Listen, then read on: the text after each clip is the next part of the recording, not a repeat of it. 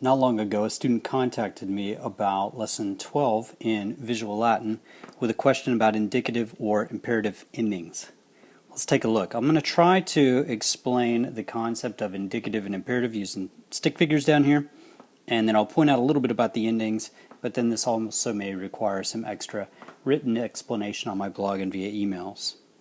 So, a Latin verb can be either indicative or imperative. It can also be subjunctive, but we're not going to talk about that until later. It can be an indicative or an imperative verb. Indicative verbs, you're just pointing something out. In fact, the Latin word indicio means I point out. And that's where we get the word indicative. So when we talk about an indicative verb, we're just pointing something out. So let's look at our stick figures here. Let's say he's holding up his cell phone down here, or his cheese grater, whichever it is that he's holding up. And he says to this girl over here, hey look, I've got a cell phone, or I've got a cheese grater. If he just says, I have a cell phone, he's talking about what's in his hand, and he's simply pointing out to her, he's indicating to her that he has a cell phone. He would use the ending O, because O in Latin means I. So, I have a cell phone. And this is the verb voco up here, which means I call. We'll talk about that in just a minute. But right now, we're just talking about the endings. He would say, I have a cell phone, habeo, and then whatever cell phone is. If she had one, there's hers, magically floating in the air in front of her. If she had one, he might say to her, and he's talking about what she possesses, he might say to her, hey, you have a cell phone. You have a cell phone. If he said you have a cell phone, he would use the ending s. So in this case, he would say habes. You have a cell phone. And if someone else came onto the scene and pointed at him or pointed at her and indicated that they had cell phones, they would say he vocat, she vocat, or it has a cell phone. So T means he, she, or it. So he has habet, she has habet. Now, if both of these guys are talking and they say, we have a cell phone, then they would use the ending mus, and they would say, we have cell phones. Habemos cell phones. If someone else was talking to these two stick figures and said to them, you have cell phones, and it was plural, they'd use the ending tis, vocatis, habetis. You have cell phones. And if we were talking about them, so this video is for a student named Jolie. So Jolie, if you and I were talking about these two stick figures and pretend they can't hear us, we might say, hey look, they have cell phones, and we would use the ending nt, meaning they, to say they have cell phones, habent. Habent cell phones, they have cell phones. Okay, so let's go back to, let's see if I can get rid of the circle around the O up there.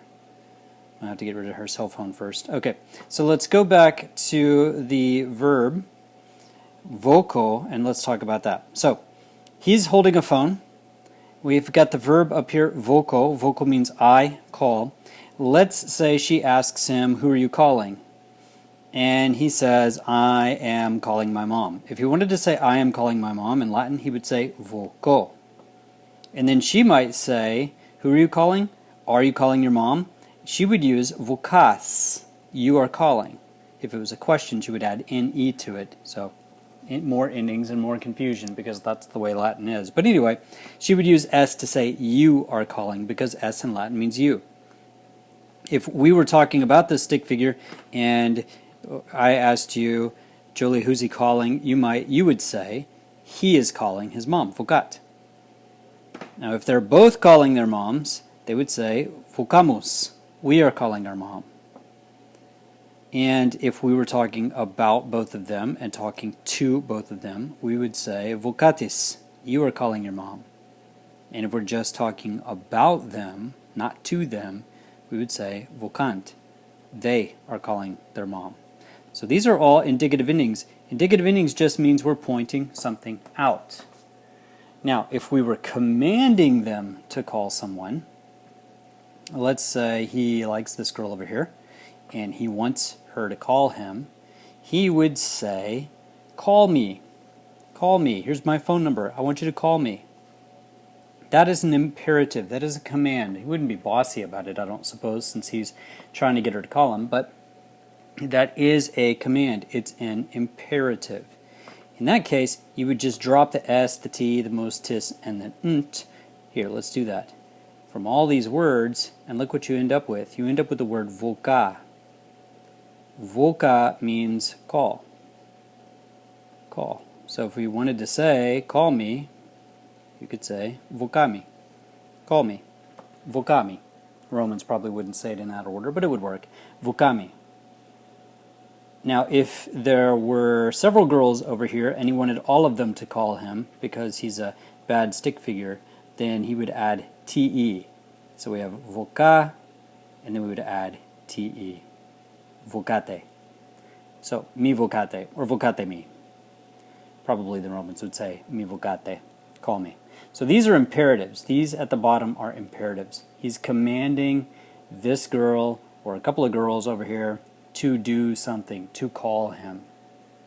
All right, let's look at another example, see if this helps.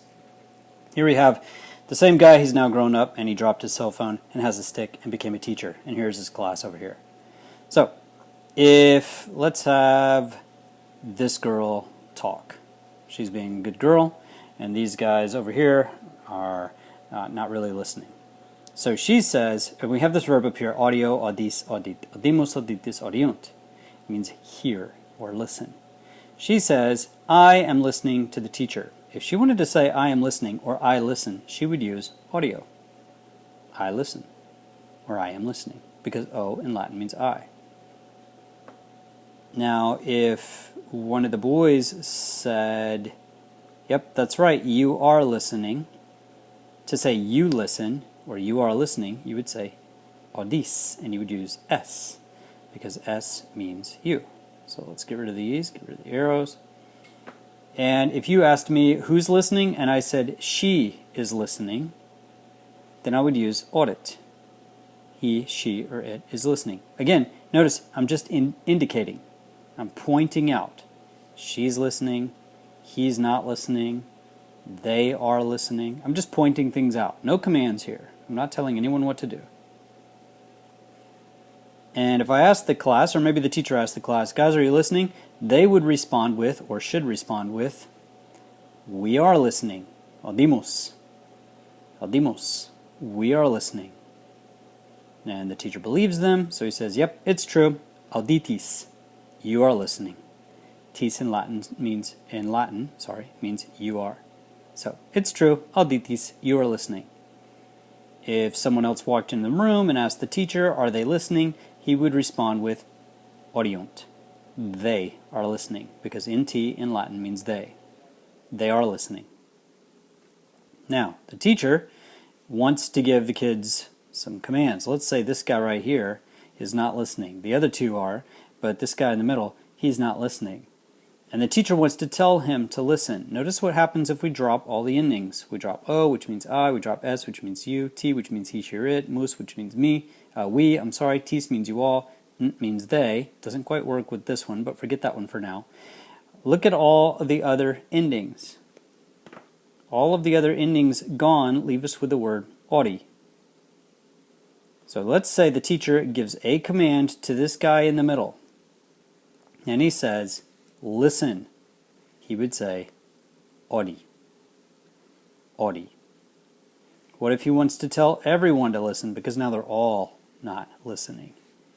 He would simply add te. Audite. Audite. These at the bottom, these are commands. He's telling them what to do. He's telling them to listen. All these at the top, these are indicative. When you're dealing with indicative verbs, when you've got indicative verbs, you're just pointing things out. I am listening, you are listening, he's listening, we are listening. Those are not commands. You're just pointing something out. Okay, I hope that helps. If it's created more questions, you're more than welcome to email me or contact me here at dwanethomas.com.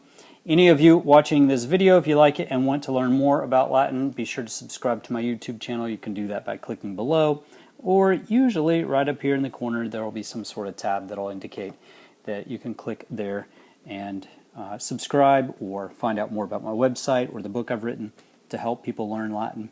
Anyway, lots of ways to get in touch with me. If I've created more questions than I've answered, feel free to contact me or email me, and I'll do my best to make this complicated language a little more clear for you.